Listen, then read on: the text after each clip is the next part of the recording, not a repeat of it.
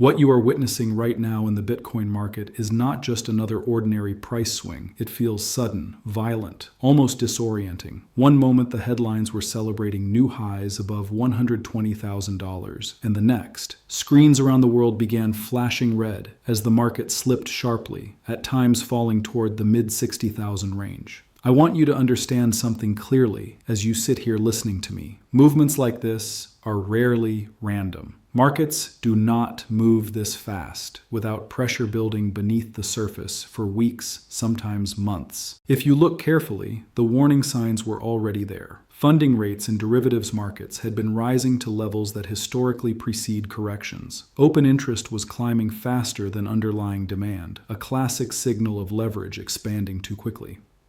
I have watched this pattern before, not only in crypto, but in commodities, equities, and even housing cycles. When leverage rises faster than real liquidity, the system becomes fragile. It looks strong on the outside, but internally, it becomes extremely sensitive to shocks. In early 2026, that fragility began to reveal itself. Liquidity in global markets tightened slightly, bond yields fluctuated, and risk appetite cooled. These are subtle signals, the kind that do not make dramatic headlines but quietly change behavior among large investors. When institutional desks begin reducing exposure, they do not announce it publicly. They move gradually, and those movements ripple outward. What you saw in Bitcoin was not a single event, but a chain reaction. Positions unwound, margin, calls, triggered, and forced selling accelerated the decline. Now, I want you to think about this in historical terms. This kind of deleveraging is not unique to cryptocurrencies. In 1998, during the long-term capital management crisis, markets moved violently, not because the world suddenly changed overnight, but because leverage collapsed. In 2008, the same pattern repeated on a far larger scale.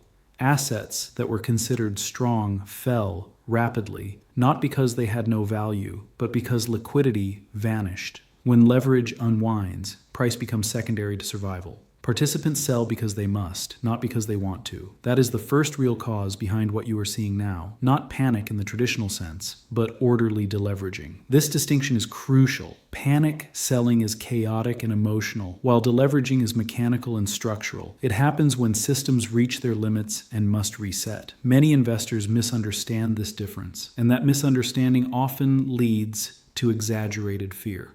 At the same time, the broader macroeconomic environment has been sending mixed signals. Inflation pressures have eased in some regions, but remain persistent in others. Central banks have been cautious, neither fully tightening nor fully easing. This creates uncertainty, and uncertainty is something markets dislike more than bad news. When the direction of policy is unclear, large pools of capital tend to move defensively. Risk assets, including Bitcoin, feel that shift almost immediately. But here is where the story becomes more complex, and I want you to follow me closely. Despite the decline, several structural indicators suggest that the foundation of the market remains intact. Institutional infrastructure has not disappeared. Trading volumes remain substantial. The network itself continues to operate with the same security and hash rate strength as before. These are not signs of a collapsing ecosystem. They are signs of a market undergoing a violent but potentially temporary adjustment. This is the contradiction that confuses many observers. On the surface, prices are falling sharply, and fear spreads quickly across social media and financial news. Yet beneath that surface, the deeper mechanisms of the market are still functioning. It is similar to what we saw in equity markets during certain corrections in the past decade, where sharp declines occurred even as corporate earnings and long-term fundamentals remained stable. Price and reality can diverge for a time, especially in highly liquid global markets. Another element that deserves your attention is volatility itself. Yes, volatility has increased, but not to the extreme seen during the bear market of 2022. That matters. Extreme volatility often signals systemic stress, while moderate but sharp corrections often indicate repositioning rather than collapse.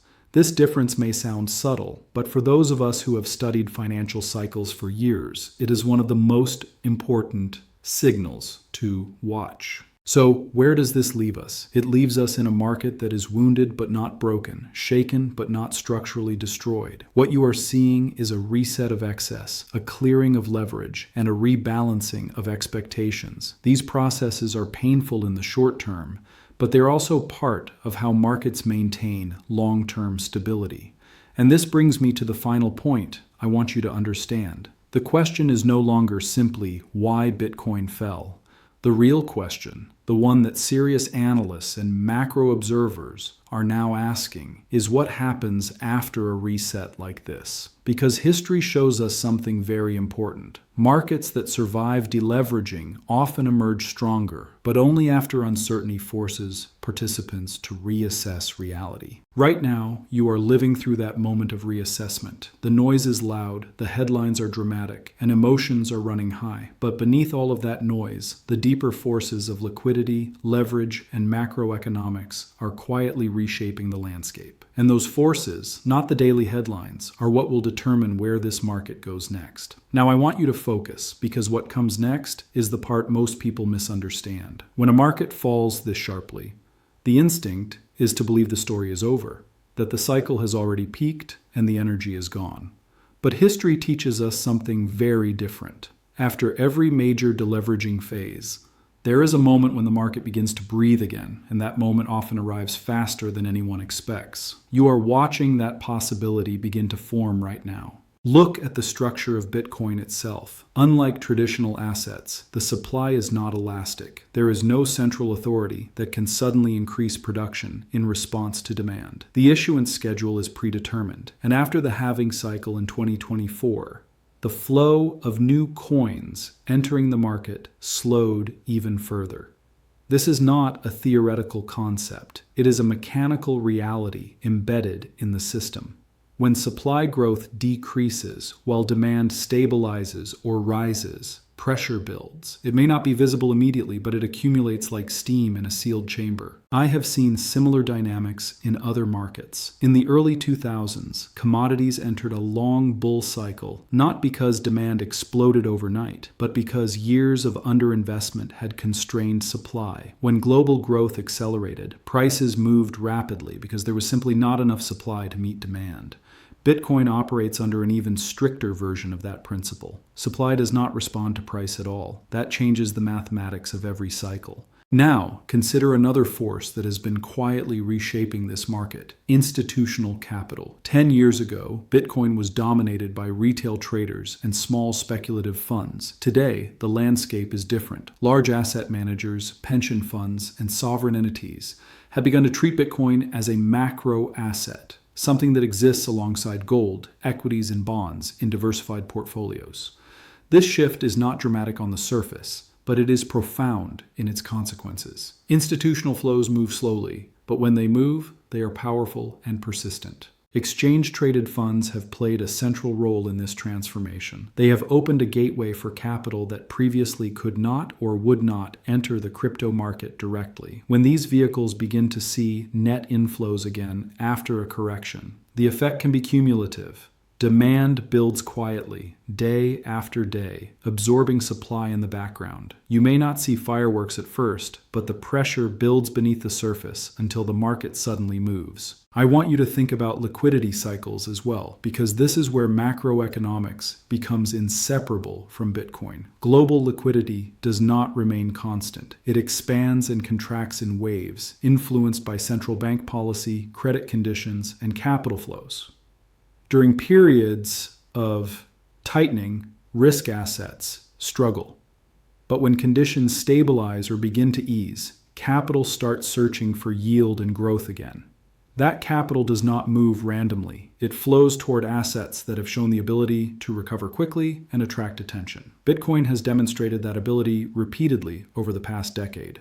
There is also the psychological dimension, and I want you to understand how powerful it is. Markets are not driven solely by spreadsheets and economic models. They are driven by narratives, expectations, and collective memory. Investors remember previous cycles. They remember that after sharp corrections, Bitcoin has historically staged powerful recoveries. That memory shapes behavior. When the first signs of stabilization appear, confidence begins to return, slowly at first, then faster, and sometimes all at once. But here is the contradiction you must hold in your mind at the same time. The same forces that can drive a rapid recovery also create volatility. Momentum builds quickly, but it can also reverse quickly. That is why markets that rise rapidly often feel unstable, almost electrified, as if every movement carries amplified energy. You are not watching a calm, orderly system. You are watching a market where supply is fixed, demand is global, and information moves at the speed of light.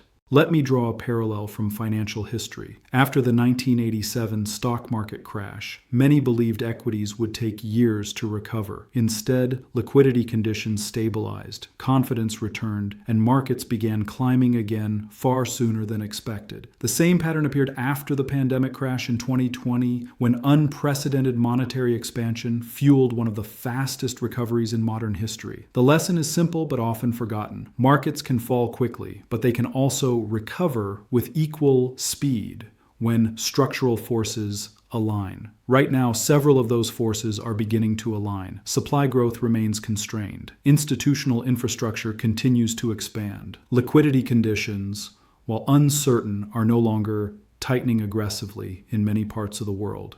And most importantly, the market has already undergone a significant reset of leverage, removing some of the excess that had accumulated during the previous rally. So, when you hear projections about the possibility of Bitcoin reaching levels such as $140,000 within the year, understand what those projections are really based on. They are not fantasies pulled from thin air. They are rooted in supply dynamics, capital flows, and historical cycle behavior. Whether such levels are reached or not will depend on how these forces evolve, but the possibility exists because the structural foundations of the market remain intact. And this is the moment we find ourselves in now, not at the end of a story, but at a crossroads. The noise around you may suggest chaos, but beneath that noise, the mechanisms of the market are turning slowly, relentlessly, shaping what comes next. And those mechanisms, not the fear or excitement of the day, will determine whether this market has the strength to climb again. I need you to stay with me here because this is the part most people do not want to hear. Every market that carries the potential for dramatic upside also carries equally powerful risks, and ignoring those risks is how investors throughout history have been caught off guard. You are hearing forecasts, you are hearing optimistic projections, but what matters just as much, perhaps even more, is understanding what could go wrong and why cycles sometimes break when everyone expects them to continue. The first force you must understand is the power of macro tightening. Bitcoin does not exist in isolation, no matter how often people repeat that narrative. It trades in a world shaped by interest rates, credit conditions, and the availability of capital. When central banks keep rates elevated for longer than markets expect, liquidity tightens across the system. Borrowing becomes more expensive, leverage becomes harder to sustain, and speculative activity declines. I have watched this happen in multiple cycles, from the dot-com unwind in the early 2000s to the tightening phases that preceded the 2018 crypto downturn. Liquidity is the oxygen of markets, and when oxygen is reduced, even strong assets struggle to breathe.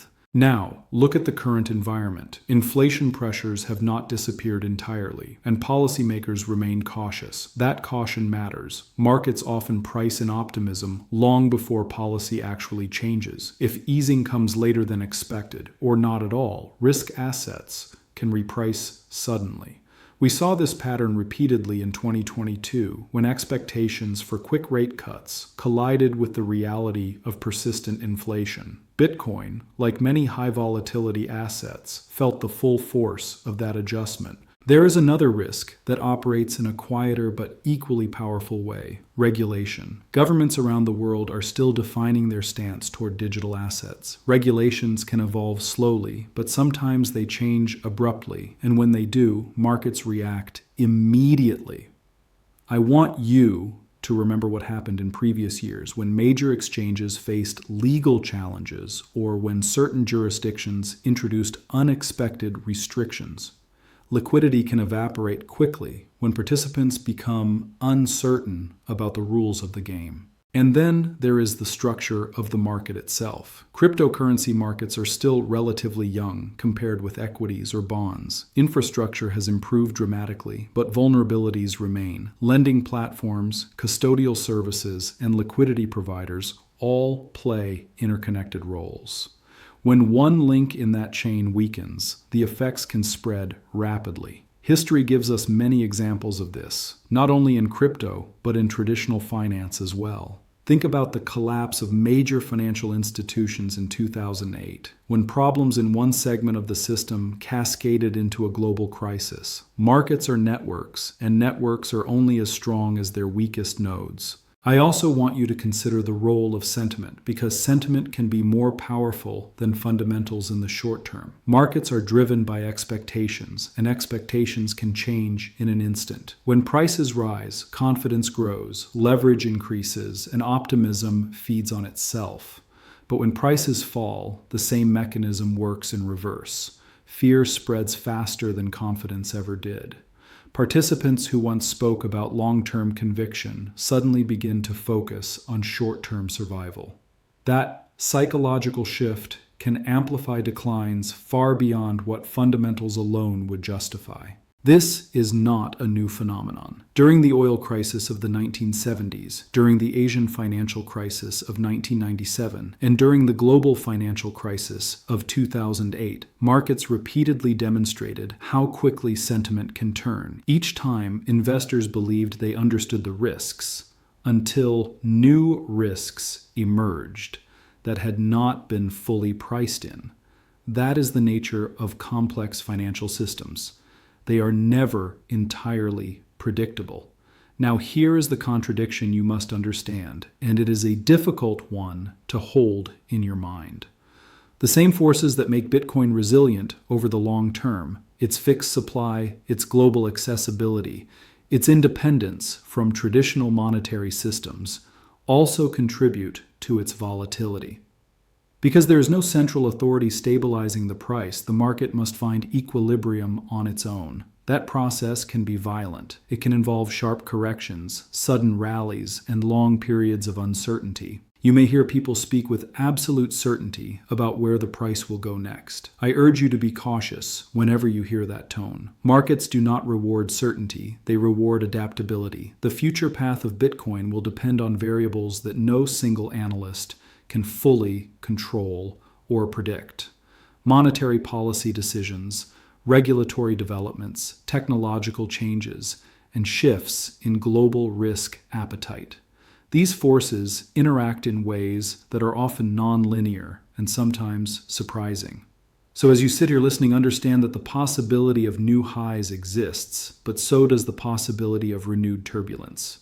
The market stands at a point where multiple outcomes remain plausible. What matters is not choosing one narrative and ignoring all others, but recognizing that cycles are shaped by competing forces. And this is the reality of financial markets that years of experience have taught me. Progress is rarely a straight line. Every expansion carries the seeds of correction, and every correction carries the seeds of recovery. The tension between those forces is what creates volatility, and volatility is what defines markets like Bitcoin. What you are witnessing right now is not the resolution of the story, but the continuation of a struggle between liquidity and scarcity, confidence and fear, stability and disruption.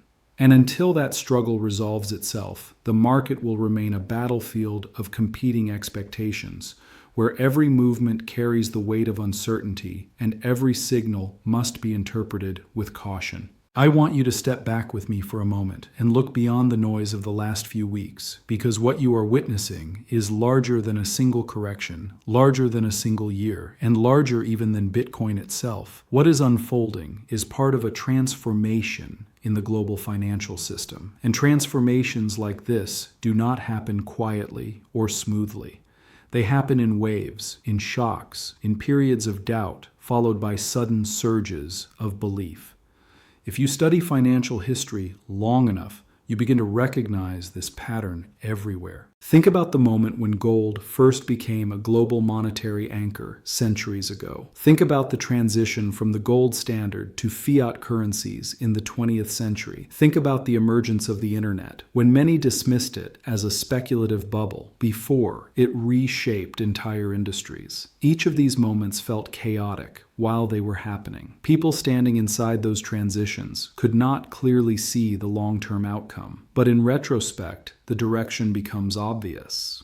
What you are seeing now may be another chapter in that same kind of structural shift. Bitcoin has already moved from being an obscure experiment to becoming an asset discussed by central banks, finance ministries, and institutional investors. That alone tells you something profound. Systems do not discuss irrelevancies at that level. When policymakers debate regulation, when major asset managers allocate capital, when global media tracks every movement, it means the asset has crossed a threshold. It has entered the arena of macroeconomics. And once an asset enters that arena, it begins to respond to the same forces that shape currencies, commodities, and sovereign bonds. Liquidity cycles, capital flows, geopolitical tensions, and monetary policy expectations all begin to matter. You are no longer looking at a small speculative market isolated from the world. You are looking at a global instrument that reacts to the pulse of the international financial system. Now, I want you to consider another force that operates slowly but relentlessly: generational change. Capital does not only move according to interest rates or inflation, it also moves according to beliefs. Younger generations have grown up in a digital world.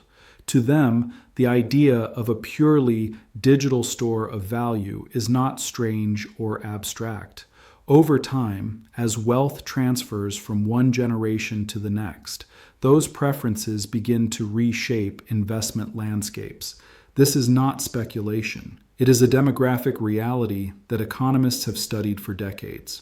But here is where the story becomes more complex, and I need you to stay focused. Long-term adoption does not eliminate volatility. In fact, during periods of transition, volatility often increases. When railroads were transforming economies in the 19th century, railroad stocks experienced massive booms and crashes. When the internet reshaped communication, technology stocks surged and collapsed before stabilizing. Structural change is rarely calm. It is disruptive by nature. This is why you're seeing such intense debate today. Some observers look at Bitcoin and see only risk, only instability, only speculation. Others look at the same data and see scarcity, technological innovation, and a new form of monetary asset emerging in real time. Both perspectives contain elements of truth, and markets move within the tension between them. I want you to understand something important that years of studying crises have taught me. Markets are not driven by a single decisive event. They are driven by narratives competing for dominance. One narrative says this market cannot sustain itself, that volatility will eventually destroy confidence. Another narrative says this technology represents a structural shift in how value is stored and transferred. The outcome depends on which narrative gains strength over time, and that strength is measured not in headlines, but in adoption, infrastructure, and capital flows. Look around you at what has already changed. Payment networks are evolving. Financial institutions are building digital asset divisions. Governments are exploring digital currencies of their own. These developments are not isolated. They are interconnected responses to a world that is becoming increasingly digital and increasingly decentralized. Bitcoin did not create that trend, but it accelerated it. And now we arrive at the final point, the one that matters most. The question is not whether Bitcoin will move up or down tomorrow, next week, or even next month. Short-term movements are the surface of the ocean, shaped by winds and storms. The deeper currents move slowly, but they determine the direction of the tide. Those currents are adoption, liquidity, technology, and trust. As you sit here listening to me, understand that you are watching a market that is still defining itself. It is volatile. Yes. It is unpredictable at times. Yes. But it is also part of a broader transformation that may take decades to fully unfold. The price targets, the forecasts, the daily swings, These are chapters in a longer story, not the story itself. And this is the reality I want to leave you with. Financial history shows us that the assets and technologies that survive repeated crises often emerge stronger because each crisis removes excess and strengthens the core. Whether Bitcoin ultimately fulfills the expectations placed upon it or evolves into something different, one fact is already clear. It has secured a place in the global financial conversation, and once an asset reaches that point, it rarely disappears. So what you are witnessing is not merely a market cycle. It is a test of belief, a test of structure, and a test of time. And the outcome of that test will not be decided in a single year or a single rally, but in the slow, relentless unfolding of history itself.